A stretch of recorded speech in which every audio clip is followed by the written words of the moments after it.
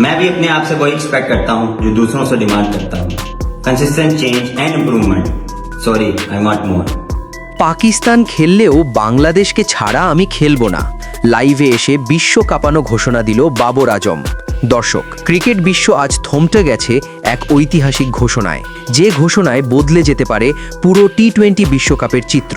ক্ষমতা, রাজনীতি আর নিরাপত্তা সংকটের মাঝেই লাইভে এসে এমন কথা বললেন পাকিস্তানের তারকা ব্যাটসম্যান বাবর আজম, যা আগে কখনো শোনা যায়নি। ভারতের মাটিতে অনুষ্ঠিতব্য 2026 টি-20 বিশ্বকাপ খেলতে চায়নি বাংলাদেশ, কারণ একটাই, নিরাপত্তা শঙ্কা।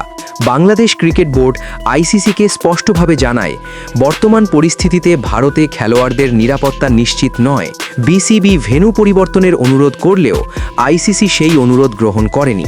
আইসিসির সিদ্ধান্ত আসে একেবারে শেষ সময়ে। বাংলাদেশের পরিবর্তে স্কটল্যান্ডকে টি-20 বিশ্বকাপে অন্তর্ভুক্ত করা হয়, একটি পূর্ণ সদস্য দেশ বাদ, তার জায়গায় সহযোগী সদস্য দল। এই সিদ্ধান্তে হতবাক হয়ে যায় ক্রিকেট বিশ্ব। বাংলাদেশ বাদ পড়ার পর পাকিস্তানে শুরু হয় তীব্র প্রতিক্রিয়া। পিসিবির পক্ষ থেকে বিশ্বকাপ বয়কটের ডাকও ওঠে।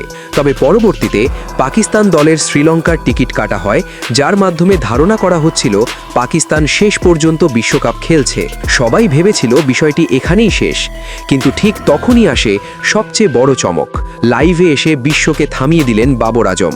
হঠাৎ করেই একটি লাইভ অনুষ্ঠানে হাজির হন পাকিস্তানের তারকা ব্যাটসম্যান বাবর আজম।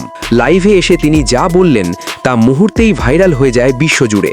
লাইভে বাবর আজম বলেন, বাংলাদেশকে ছাড়া পাকিস্তান দল চাইলে বিশ্বকাপ খেলতে পারে, কিন্তু বাংলাদেশকে ছাড়া আমি নিজে টি-20 বিশ্বকাপ খেলব না। এই কথার পর পুরো লাইভে নেমে আসে নীরবতা।